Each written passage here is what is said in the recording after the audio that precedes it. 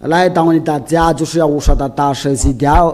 我在为你们好，有说就是把有你们就是在听中这个教导，就是要说把有你们今天的教导就是第22课的教导话题，就是今天的话题就是说我们的上帝的拯救。如果我们要查看一下圣经的话，就是摩西的话是非常直接的，他就是说要听从先知的话，因为这都是来自上帝的道。因为我们必须通过这个摩西的话，因为如果我们要想一件事有证明的话，我们必须要听出那个先知的话。那这个先知的话，先知的他有什么吩咐？就是上帝要拆弹拆他来的时候，我们必须要查看一下那个圣经，就在那个生命记第18章第15节，我们必须要看一下这条法律的话，就是说，如果我们要查看这个上帝的这个上帝的话，我们必须在那个先知的掌控下。因为这个情况就是我们通过这个先知的道有没有能证明出来。生命记第18章第15节，那你可能说这个生命记第18章就重复好几遍了，因为这个就是这就是一个基础啊。如果你想这个以色列的上帝也要同在的话，就是这个生命记第18章第15节。亚凡的神要从你们的兄弟中间给你兴起一位先知，像我，你们要听从他，就是以色列的孩子们呐，你要听从这个先知的话，就是你要听从，你必须要听从先知的话，就是说你要听从这个话，但是你不听他的话，这个不可能的事情。我们在读下那个在18节，我必在他们的兄弟中间给他们兴起一位先知。这个先知，这位先知的话就在讲到，就在以色列的，因为在他们兄弟中间，因为这个给你们已经讲过了，因为这个是要引导在这个旷野直到那个以色列的地方，就是迦南那地呀。于是我把他的话转给他，就是要说，我所吩咐的，就是要转告他。所以先知的话就是个命令，必须要听从他的话。我再强调一下，因为这个先知的道就是根据那个圣经的所说的话，这就是一条命令的。不能说就是要不听从这个教导，因为他是个先知的话，这所说的话都是个命令。我们在上课的教导就是我们都看到，要我说他就是一位先知，只要要我说话的话，他所说的话都是个命令。因为这些那个以色列的百姓都接受这个。那这个就是让我们的明白的话呢，我们他在那个在他的说话，在他那个灯囊里面，我们都能够知道他就是限制，因为他就是给那个以色列的百姓的给他一个好处。那为了这件事，他就是要说，就是以色列的孩子们对他是非常开心，但是有些人是非常恶毒，非常坏，因为他是有嫉妒的话。他嫉妒呀，我说他就想把呀，我说要杀掉了。这就是那个以色列的宗教律师的所作所为，直到今日呀，我说那个以色列的宗教律师的都喊呀，我说学那个呀，我说给他们一个好处的话，应该他们要害他。那么通过这个圣经的话，我们可以看到，这位先知就是上帝把他的话放在他的口中。要将他说话的话传给他，那这个就是一个命令如果你不听这个先知所吩咐的话，就是要发生什么事，谁不听他吩咐的民所说的话，因为这个是亚法要拆下来的，那就是亚法，那就是这个上帝就是个以色列的以色列他的民族是亚耶法，我必到谁的罪？那摩西的话就是说，你要不听这个，不听那个这位先知的话，我就必到谁的罪？不可以，不能定的以色列的先知的话是不可以，这个是非常记着。那你说你是不是以色列的话，你怎么把这个话传出去的话，那就是关于那个耶和华的大事的历史，我们的带户就看到，就是我们在接下来的教训的，就是这个西dia。他到底是谁？他在克服你、说服你，要带你去那个顶上天的。这个不是对那个好消息嘛？这个是一个好消息。那么就是要接着讲下去。我们必须听从这个以色列的先知。我再强调一下，必须要听从以色列的先知，因为上帝都必须通过这个以色列的先知来告诉你，那就是那个以色列的上帝给你们已经讲过了，就是亚耶法，这就是摩西的上帝。我们在摩西的五经已经读过了，这个我给你们已经教育过你们，这个也是按上的教导，就说给你们说，这个就是那个上帝的名字亚耶法。那这边的解释就是我们要必须听从的以色列的先知。那这个先知是必须以色列的，这不是我自己说的，你们去关注一下这个以色列的先知，可能你听这个就有非常生气的话，非常有些烦恼的话，这个应该让你开心的话，如果你不要调整你的道路的话这个就是你自己选择。如果你想要得救的话，因为这个就是那个带上罪的道，就是父亲也发生已经颁布必须要听从以色列先知因为他有答应上帝，就是要引导以色列的地道迦南那地，就是我们这个现代就是以色列的。那这个就是让我们非常清楚，就是给他们答应的话，就是在以色列的先知，就是他们在旷野在旷野，就在他们兄弟中间。那在这个旷野他们要去找谁？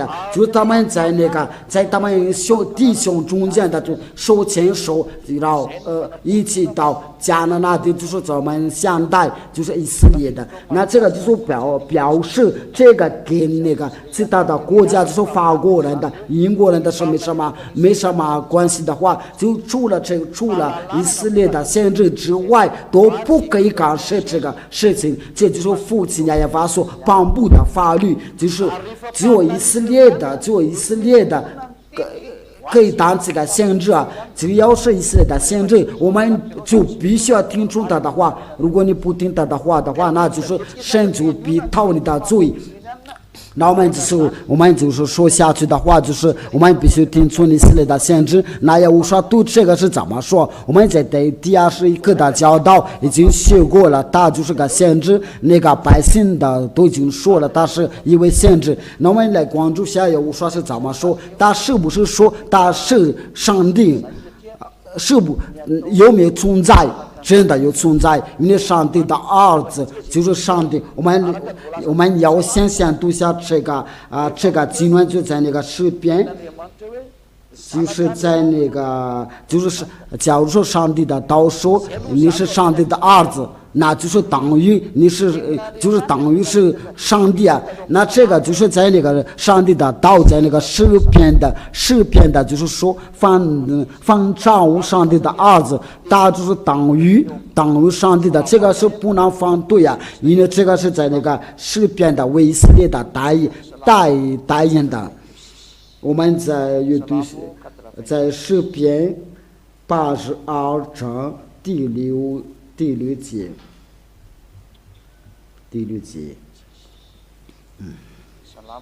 诗篇82章第6节。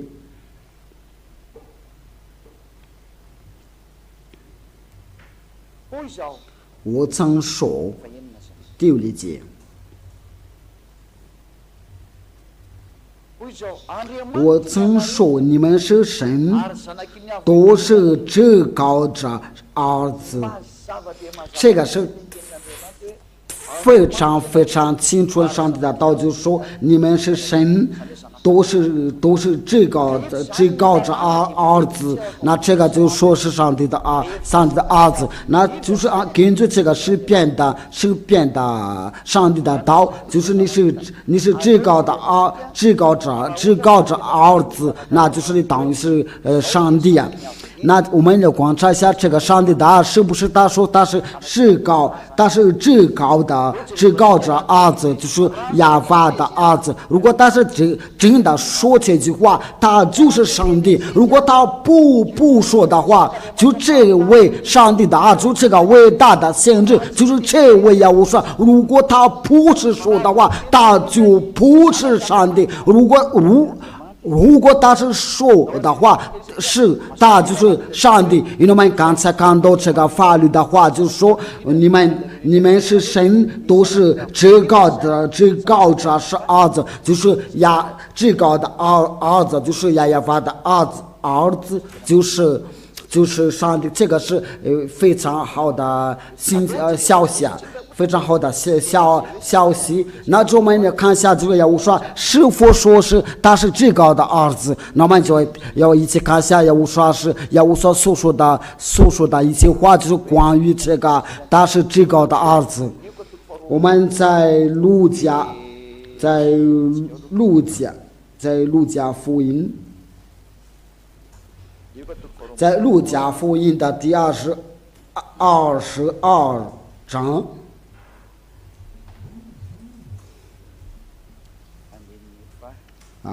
然后就是在第几，那我们来看一下，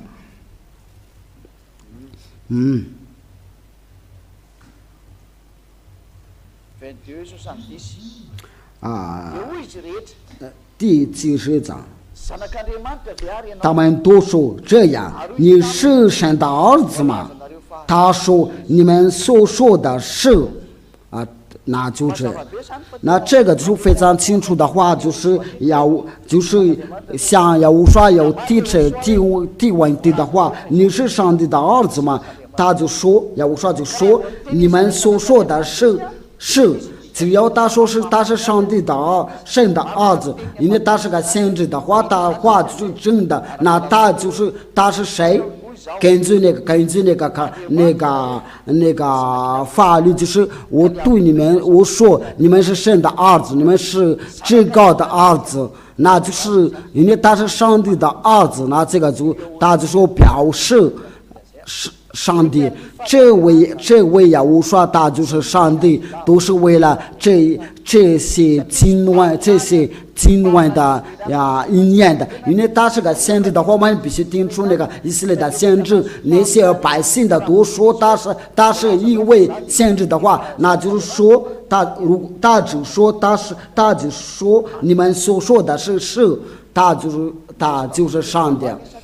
他是像他可以不可以敬拜？那我们就是因为上帝就是要敬拜，要向他敬拜。这个我们要关注一下这个话题。但是我们那些查看其他的经文，也无法是否说他真的是上帝。我们在马太福音，我们来读一下这个马太福音第17章。第5节，我们就这边有一个声音从声音的从上音下来的话，就是说在顶上天的说他是个上帝的儿子就这个就是上帝对人类要说明的，他就是上帝。马太福音，我刚才看的是错了。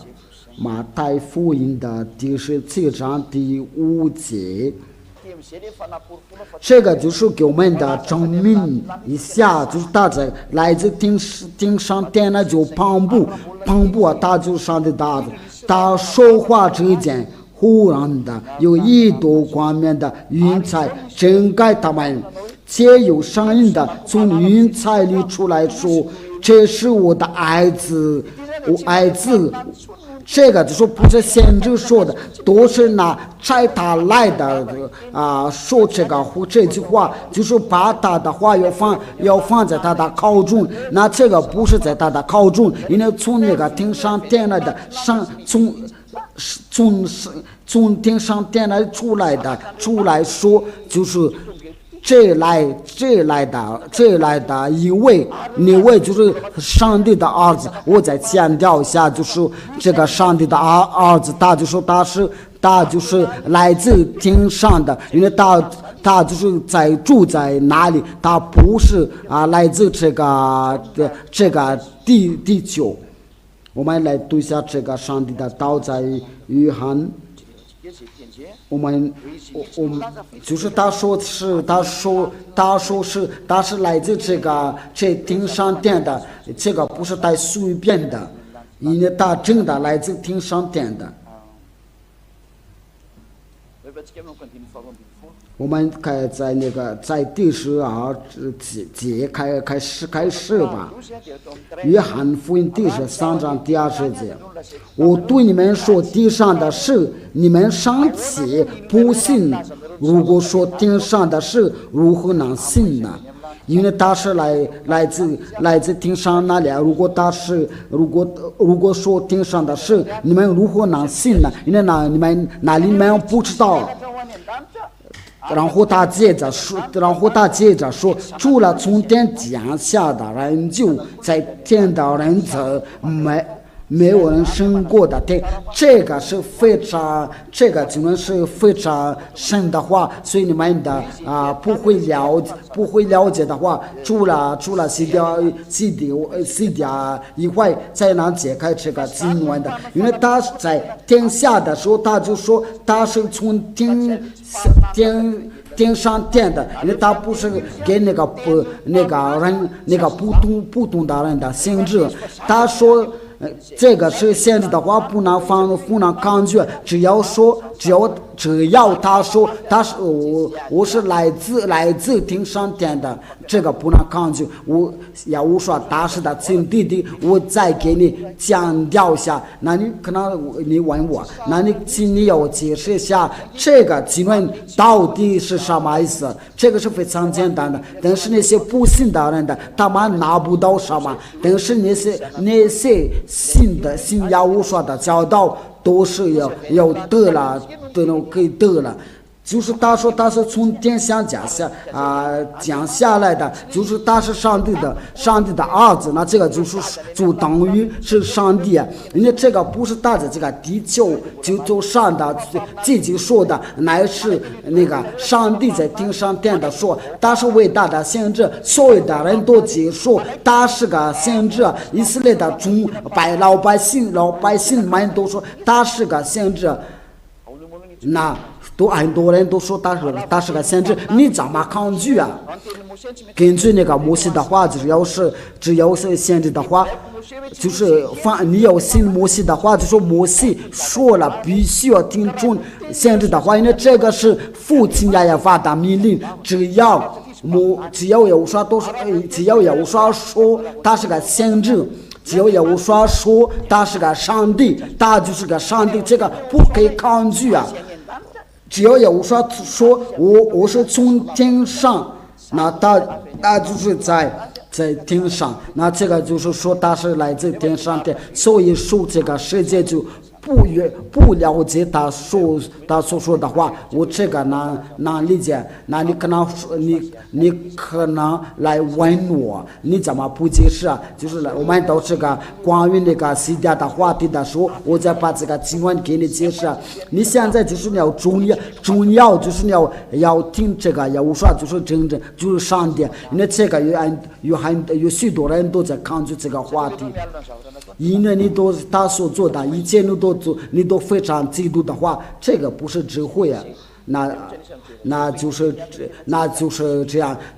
有的人的为什么不喜欢他？因为有时候做的好多的伤事啊，那他们就是嫉妒而已啊。然后他们找个理由，就说你是这个，你是说这个说那个，因为这个是就是一个教导，所以我们今天就不说这个话题，那我们就接着讲下去关于这个今天这个教导，就是在那个约翰福音第9章到35节。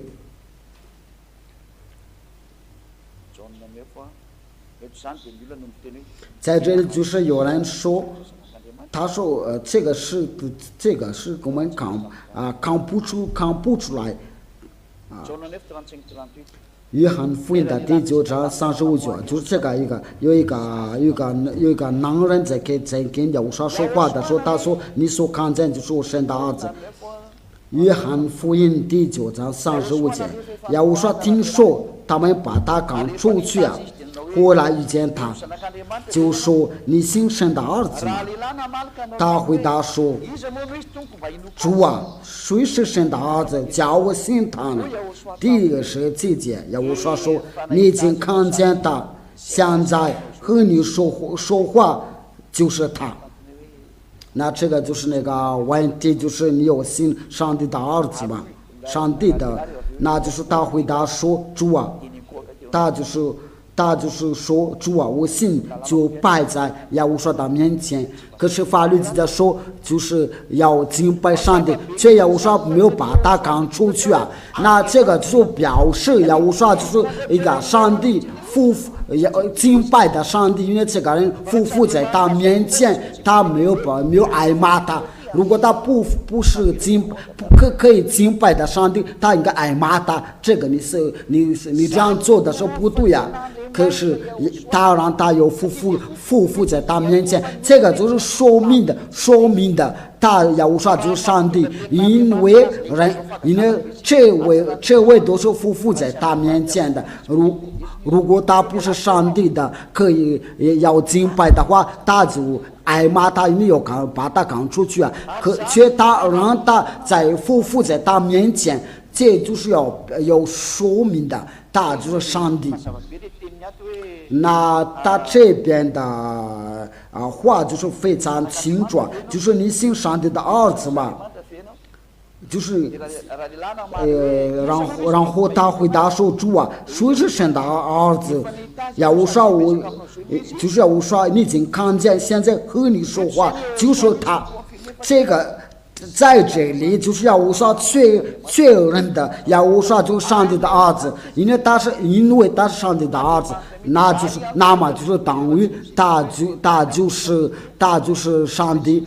还有我们就是要看，就是还有要他敬拜，因为他说他是来自是天上殿的来这里，那么就要光看下那个天上殿的到底发生什么事。但是我们要先看一下这个极大的说明，为了确认一下这个上帝的呼道是不可抗拒啊。我们在马太福音的有一种马太福音在马太福音第3章就有这种的情况。这边是说什么来着？就是在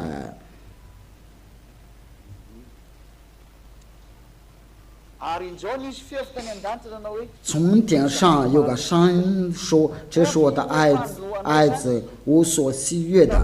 再次确认的就是要我说在约翰给他设计里的时候，就是在上说，这是我的爱子，我所喜悦的，就是从天上有个声说，这是我的儿子，这是我的儿子，这就表示耶稣说真的是上帝。那我们就说明一下，耶稣说像他可以不可以敬拜，因为他是伟大的性质的话就不可，就是无人的可以抗拒，因为他就是上帝的儿子。那我们刚才看到那个男人在他面前匍在他面前，我们再看一下在那个约翰福音。我都把这个说明的都给你们证明一下，为了让你们的记住，因为这边都是没有带随便的话，因为这边都是约翰。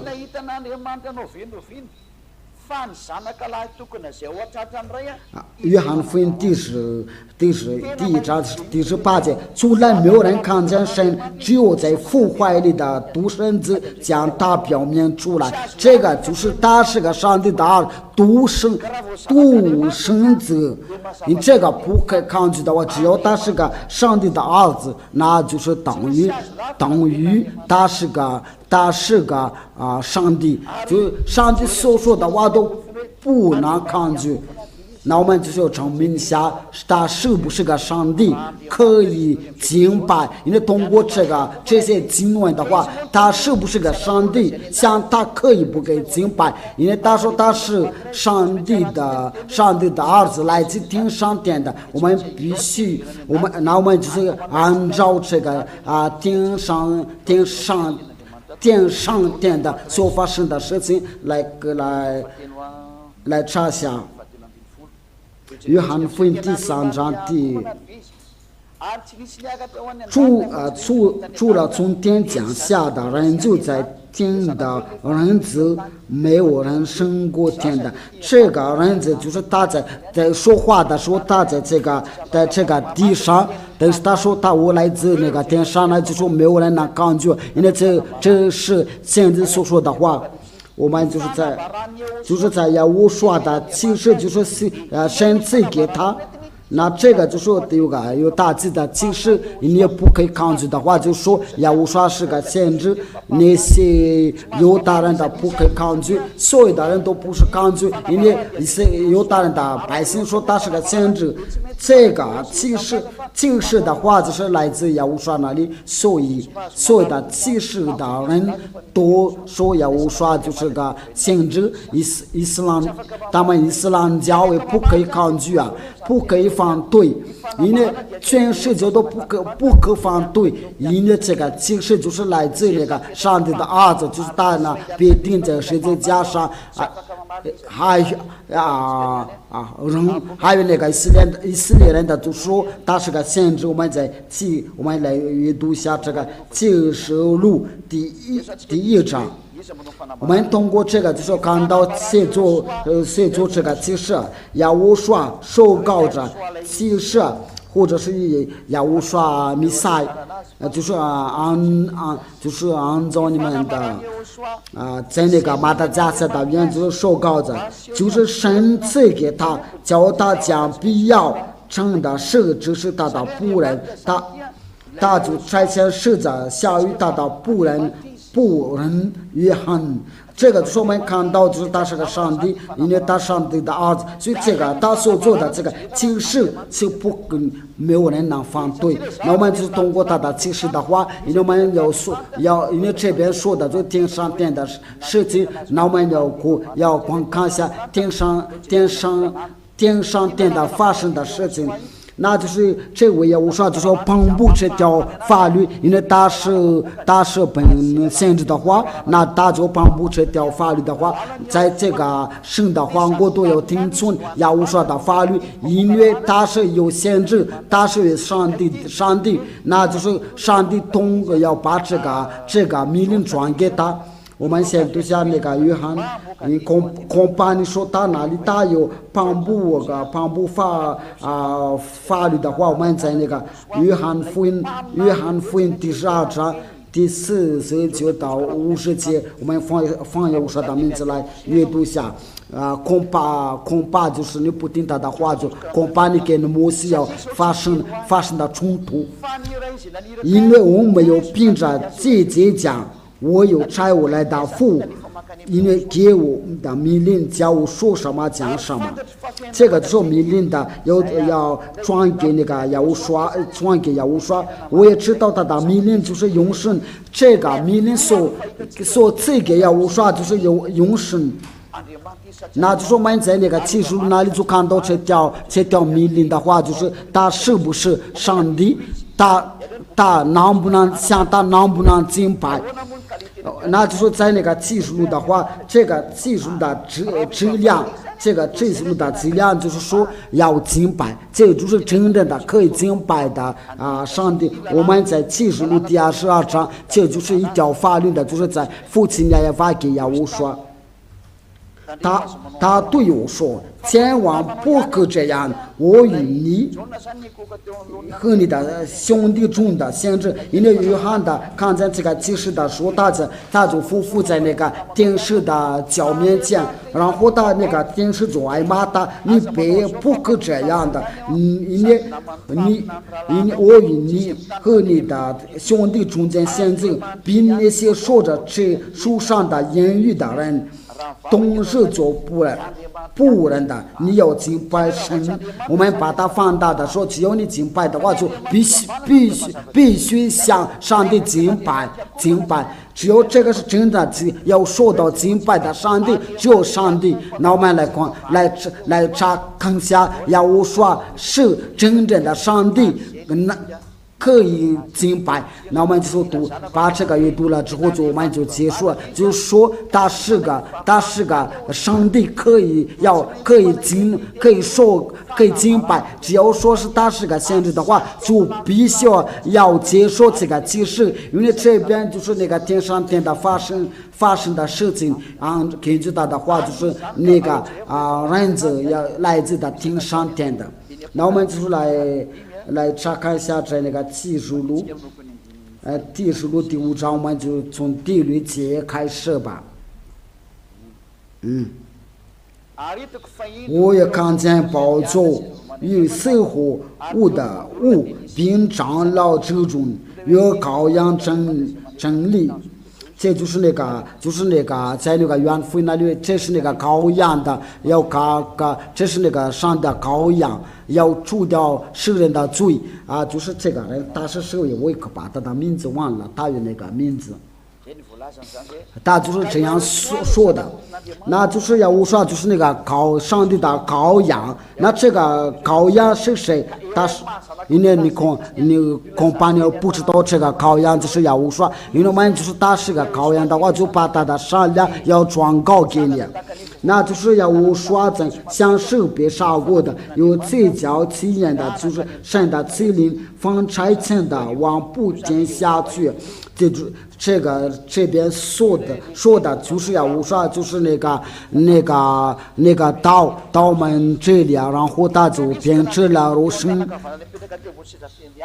这个人前来尊坐宝座的右手里拿了书卷，就是要我说把这个尊坐宝座的右手里拿了那个书卷。我们先看一下这个，就是这个关于这个羔羊。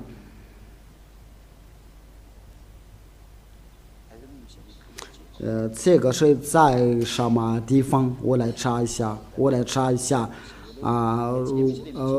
如果能记的话，因为这个对我们是非常重要的话，可能有些人，因为有人在来问的，这个羔羊到底是谁？那我们就一起查看一下。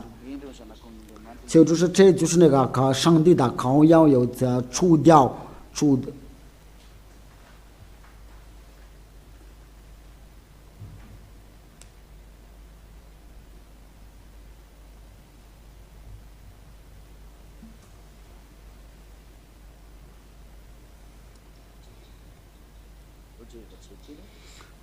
我们来查看一下，